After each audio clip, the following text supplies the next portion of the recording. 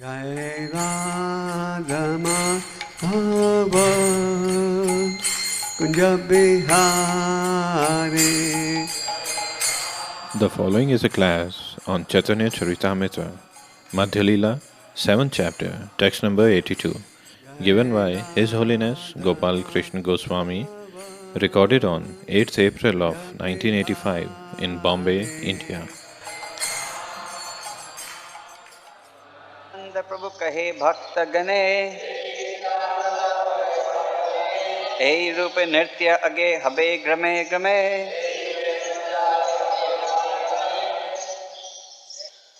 Upon seeing the chanting and dancing of Lord Sri Chaitanya Mahaprabhu, Lord Nityananda predicted that later they would be dancing and chanting in every village. Kivanandasya Gyananjana Shalakya Chakshunmiltanina Tasmai Shri Gurave Namaha Shri Chaitanya Manovistam Stapitamena Bhutale Swayam Rupakadamam Tadati Savadhanti Kam Jai Shri Krishna Chaitanya Prabhu Nityananda Jai Dvaita Gadadhar Shiva Shri Gaur Bhakta Vrinda Hare Krishna Krishna Krishna Hare Hare Hare Ram Ram Ram Hare Hare.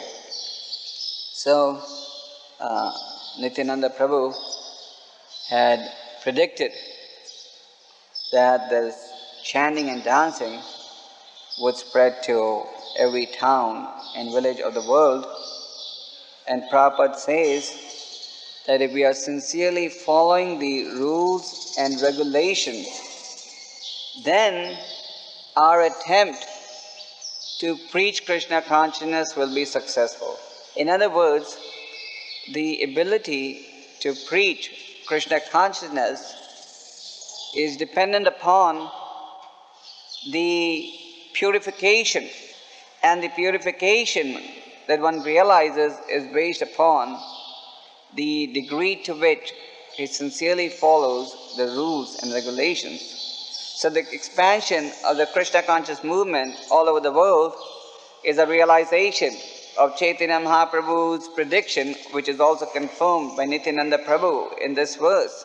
And in order to keep expanding the Krishna conscious movement, because it was the desire of Chaitanya Mahaprabhu that this Krishna consciousness be established in every town and village of the world. Of course, right now, we do have devotees traveling through different towns and villages of the world. But certainly, we do not have a permanent Krishna conscious center in every town and village of the world. So the point is, we still have a huge goal to realize. So to realize this goal of spreading Krishna consciousness to every town and village of the world, the devotees have to purify themselves of all material desires. Just like we all like to wear clean clothes, and when the clothes are dirty, you want to get rid of the dirt. Similarly, the devotee should be anxious to keep his heart clean. And when the unclean or impure desires do enter the heart, with the assistance of the spiritual knowledge, one should cleanse the heart so that he can relish the process of devotional service. Seeing that it was already getting late, Lord Nityananda Prabhu, the spiritual master, invented the means to disperse the crowd. As I said, Chaitanya Mahaprabhu is now traveling in South India with his devotees. And thou, Chaitanya Mahaprabhu, had expressed a desire that he wanted to travel all alone. He accepted the request of his devotees. His devotees requested him, if you go alone, you may get robbed by some thieves and rogues. They were giving so many excuses to justify that Lord Chaitanya should not travel alone. This is explained in the Bhagavatam how the Lord enjoys this very unique relationship with the devotee.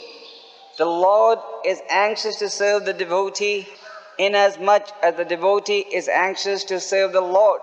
The devotee is anxious to feed the prasadam to the Lord, and the Lord is anxious to feed the prasadam back to the Vaishnavas and the Brahmanas.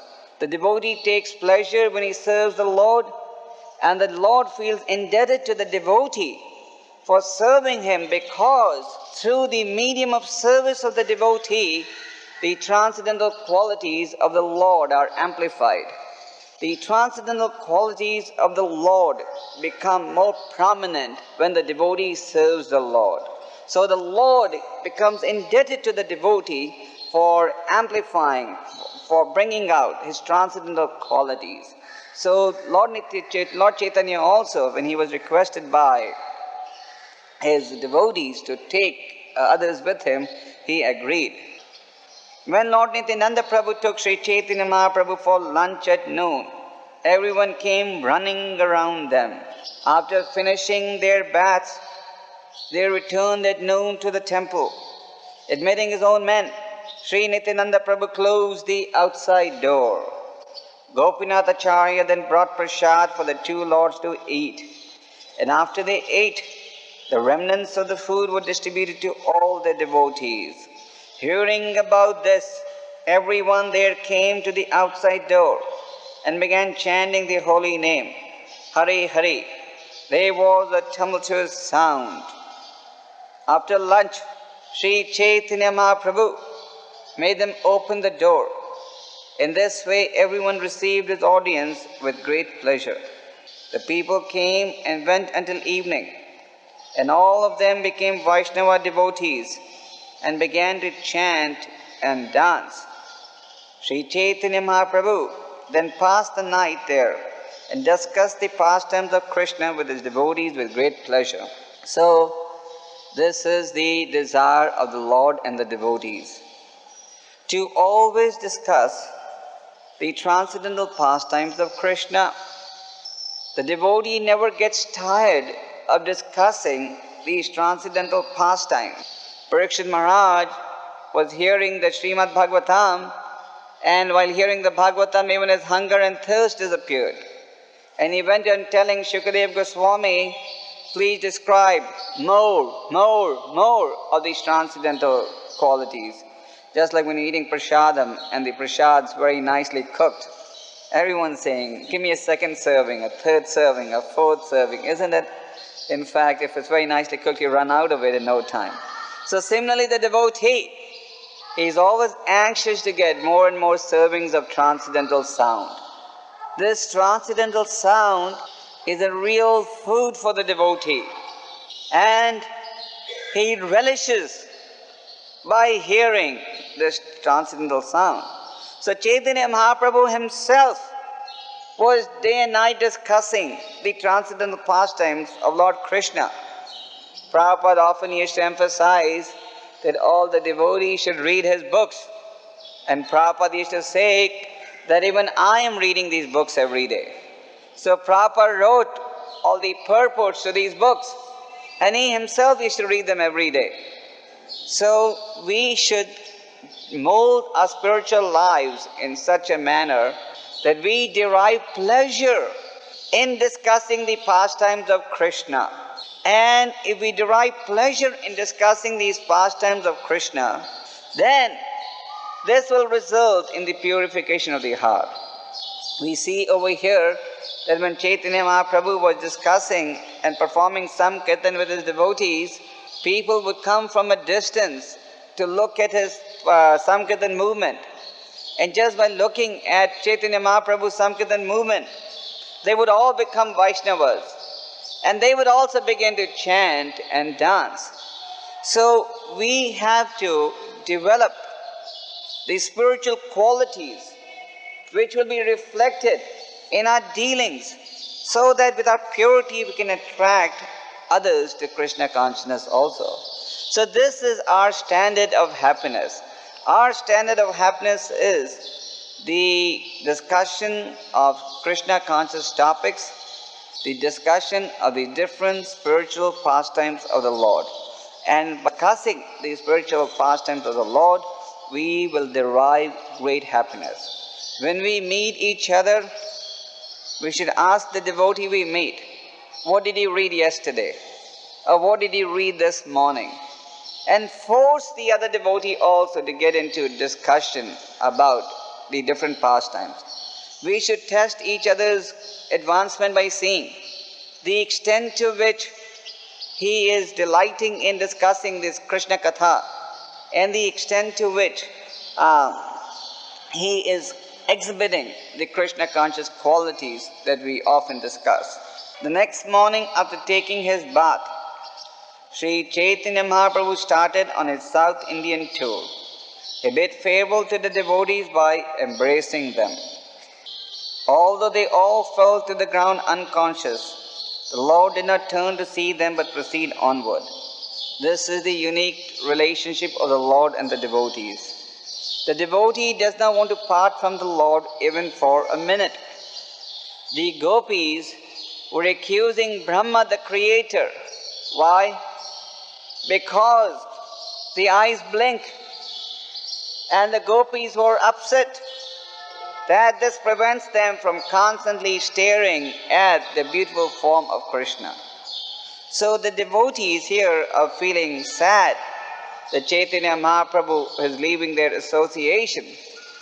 The devotees of the Lord always wanted to be with the Lord in Jagannath Puri, but Chaitanya Mahaprabhu still forced them to go out and travel and preach. In fact, the devotees of Chaitanya Mahaprabhu would look for different excuses to stay back in Jagannath Puri.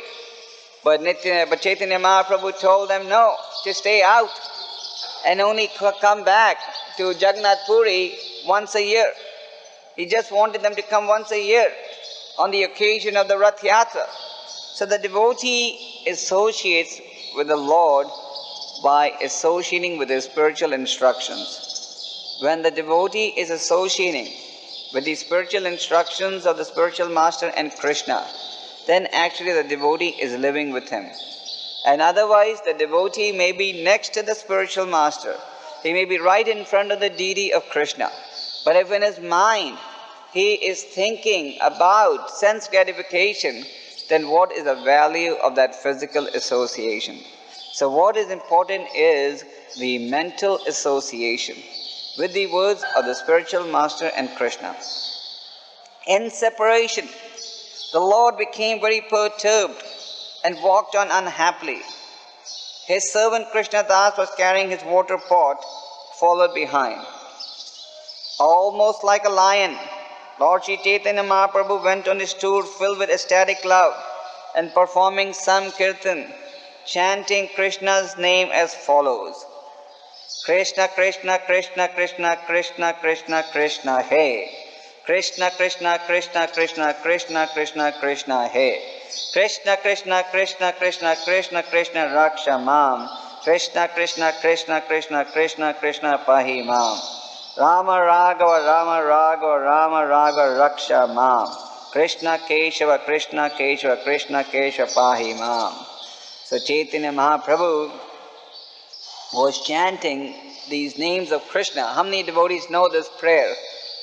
We should make it part of the Bhakta program to also teach. So Chaitanya Mahaprabhu was chanting this prayer with his devotees all along. The translation of this is, O Lord Krishna, please protect me and maintain me. And O Lord Rama, descendant of King Raghu, please protect me. O Krishna, O Keshava, killer of the Keshi demon, please maintain me. The devotee is completely dependent upon Krishna. He depends upon Krishna for maintenance. He depends upon Krishna for protection. And in comparison, the materialists are always depending upon some material arrangement for protection and maintenance. Just like the different countries on the planet, they are busy building very powerful armies. Why? Because they are thinking that these armies will protect the people of their country. And the materialist is also thinking that unless I make some money, I will not be able to maintain myself. And even within the Krishna conscious devotees, sometimes we see that there is this dangerous mood that I must have a little bit of stash on the side. I must have a little bit of money for my protection. Then when we rely on these material means for our protection, we have to understand that we are beginning to deviate from Krishna.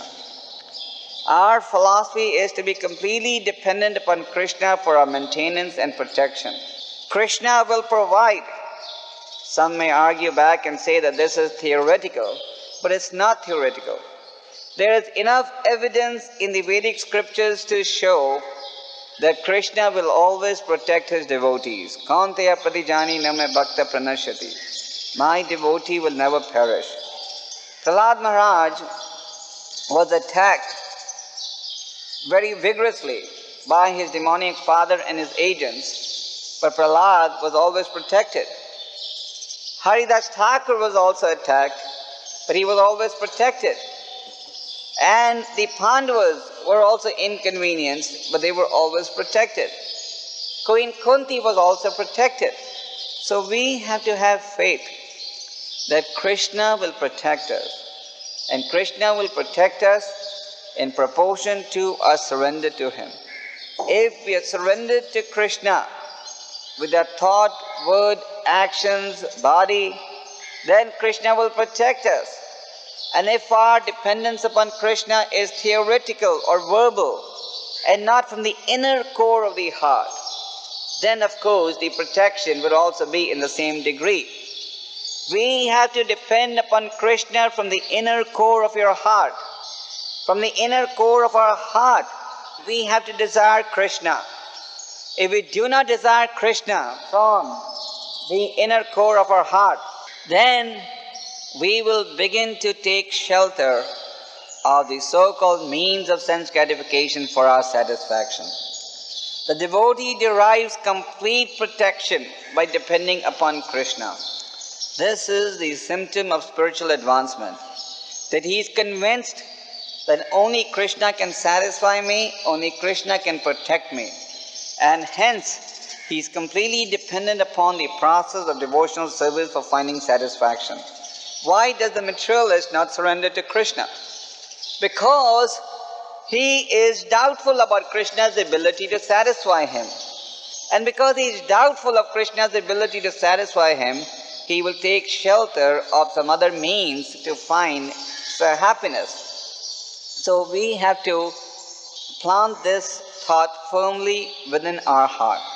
At the present moment, due to our past conditioning, in the inner core of our heart, there is the desire for sense gratification. Therefore, whenever there is the desire, whenever there is the opportunity for sense gratification, we take full advantage of it. But it says in the Chaitanya Charitamrita, the devotee must plant Krishna in the inner core of his heart. Deep down in the heart also, our desire should be to please Krishna. And if that is the desire, then that's an exhibition of our understanding that we are depending upon Krishna. If we depend upon Krishna, then we will have the strength to face all type of situations and turbulences with a peaceful mind. And if we do not depend upon Krishna, then this will be reflected in agitated mind.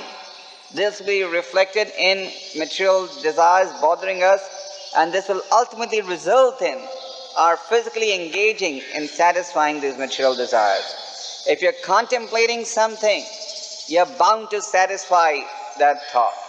There is no two ways about it. If you're contemplating sense enjoyment, then you will force yourself into that sooner or later.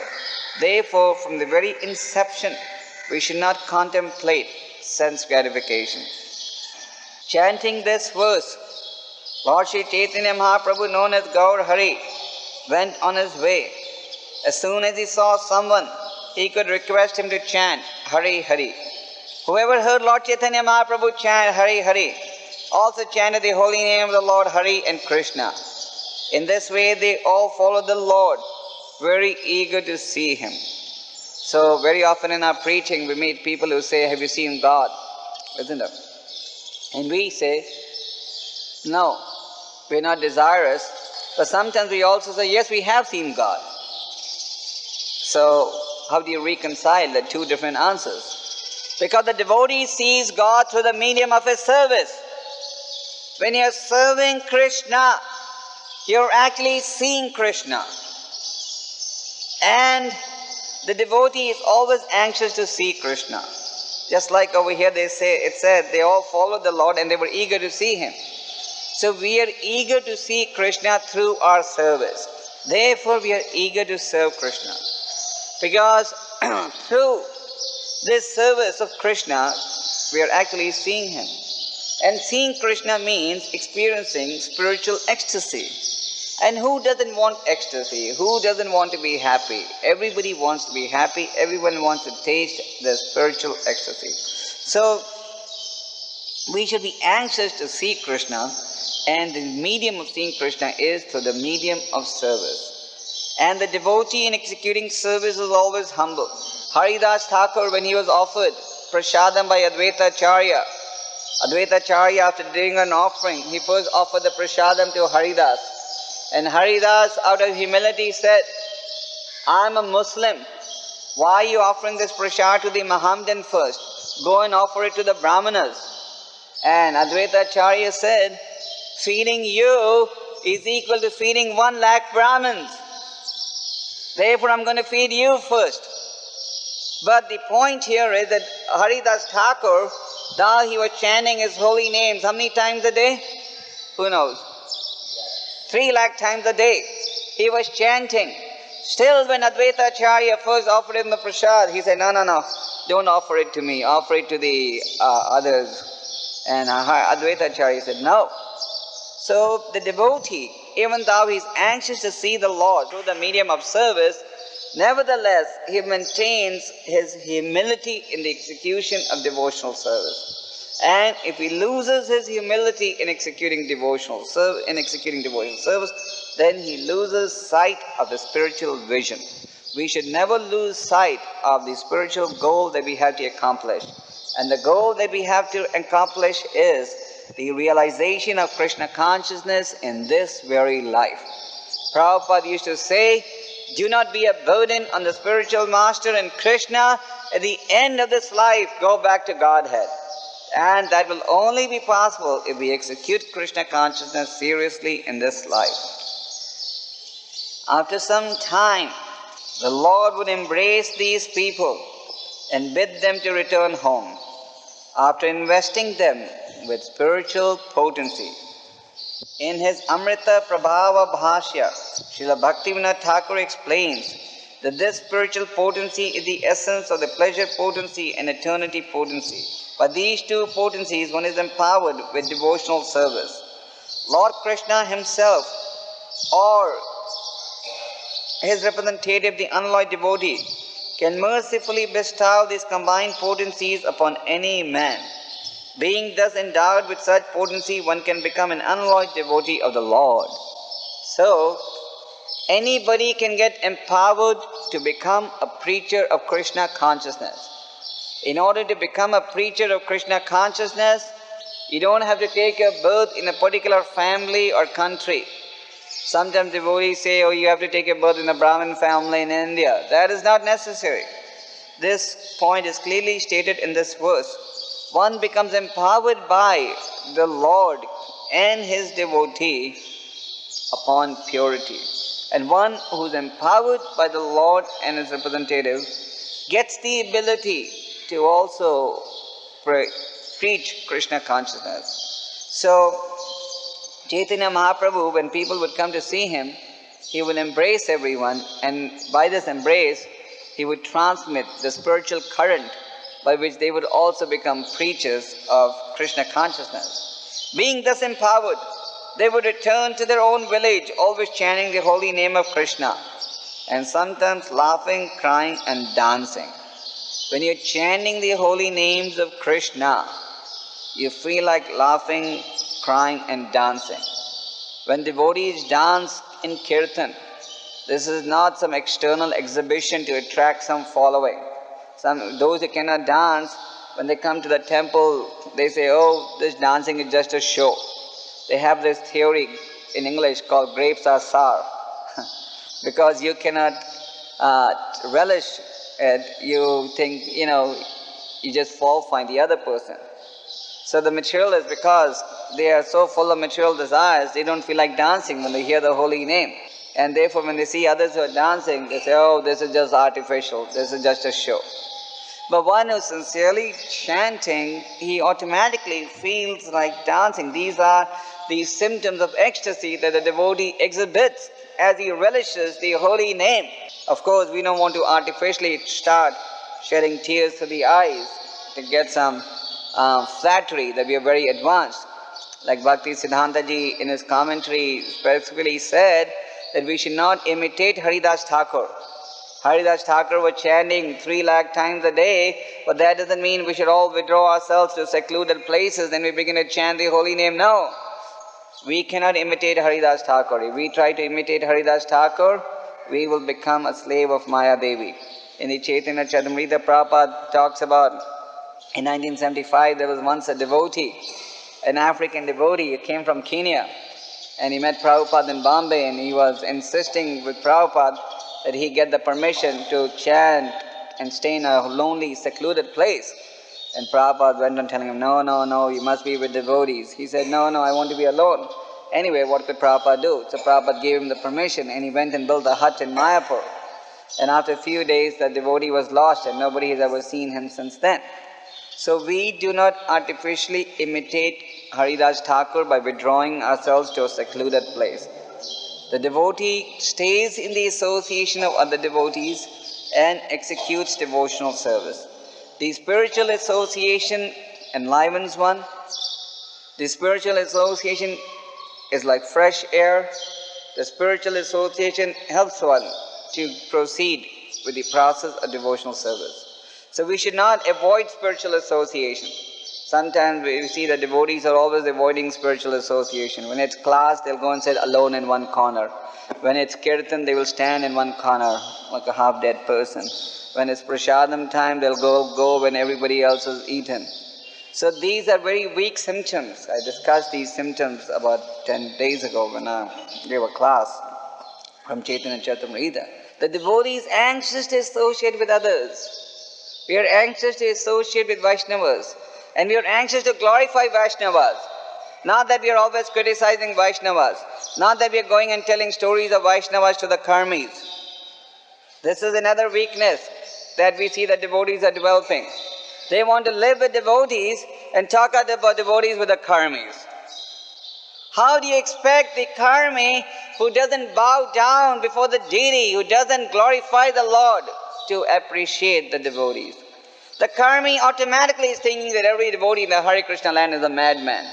Because otherwise he would also take to spiritual life.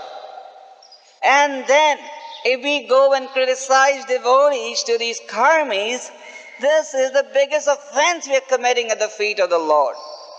By acting this way, we are totally disqualifying ourselves from ever getting the mercy of the Guru and Krishna. When you criticize the Vaishnavas to karmis, this is the biggest offense that you can commit at the chanting of the holy name. It is clearly stated in the Chaitanya Charitamrita, Bhau janma kare yadi shravana kirtana tabutana paya Krishna pade prema dhana.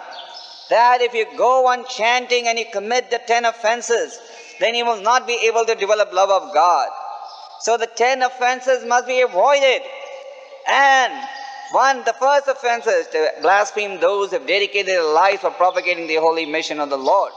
So if you're blaspheming those who have dedicated their lives for propagating the mission of the Lord to karmis, then you are also a karmi. You may be behaving like a devotee, but actually you're worse than a karmi. Because at least a karmi is publicly showing that he's a karmi. But you are making a show that you're a devotee and you're acting worse than a karmi. So we have to be very careful in how we deal with Vaishnavas and who we are taking shelter of. We are not in this Krishna conscious movement to externally appear like a devotee and take shelter of karmis. We are here to take shelter of Krishna and his representatives. So this philosophy of going and talking to karmis must be stopped. Otherwise, publicly admit that you're not a devotee and go back to your karmi dress. We are not anxious to have devotees in devotee dress who don't want to be in their hearts a devotee. Don't make a show of being a devotee and act like a karmi. It's better to act like a karmi, better to make a show of a karmi and then to act like a karmi, rather than to make a show of a devotee and act like a karmi. These in part people used to request everyone and anyone, whoever they saw, to chant the holy name of Krishna. In this way, all the villagers would also become devotees of the Supreme Personality of Godhead. Simply by seeing such empowered individuals, people from different villages would become like them by their merciful glance. When these individuals returned to the villages, they also converted others to devotees. Whenever others came to see them, they were also converted. In this way, all those men and went from one village to another. All the people of South India became devotees. Thus, many hundreds of people became Vaishnavas when they passed the Lord on the way and embraced Him. In whatever village Sri Chaitanya Mahaprabhu stayed to accept alms, many people came to see him. A devotee is a professional beggar. Even Chaitanya Mahaprabhu was begging. Once somebody had come to see Prabhupada in Bombay, and Prabhupada said, "We are professional beggars." So here we see that Chaitanya Mahaprabhu was in whichever village he went to, but he was also accepting alms. He was also getting donations. When you're begging for Krishna, you actually become humble. Begging for Krishna forces you to become humble. Sometimes devotees say, "But I have never begged in my life." That means they're so proud of their false ego. If you haven't begged, now go and beg. Go and beg for the mercy of the spiritual master and Krishna. And with their mercy, you will be able to go and beg from others. So, to beg is one of the qualities by which one spiritually advances. Because when you're begging on behalf of Krishna, you're forced to be humble. When you're begging on behalf of Krishna, you're forced to depend upon Krishna. Because nobody can force anyone to give. But you're depending upon Krishna, then by that dependence on Krishna, Krishna will inspire the other individual to donate. So to beg for Krishna is one of our transcendental services. By the mercy of the Supreme Lord Sri Chaitanya Mahaprabhu, everyone became a first-class devotee. Later they became teachers of spiritual masters and liberated the entire world. So this is our business, to liberate the entire world. And we will only be able to liberate the entire world if we take shelter of Chaitanya Mahaprabhu. Rupa Goswami said, "Namo Mahavadanaya Krishna Prema Pradayate." You are the most merciful incarnation. So he is the most merciful incarnation. And if we take shelter of this most merciful incarnation, then we will also be empowered to preach Krishna consciousness and liberate the entire world, which is our real mission. Hare Krishna.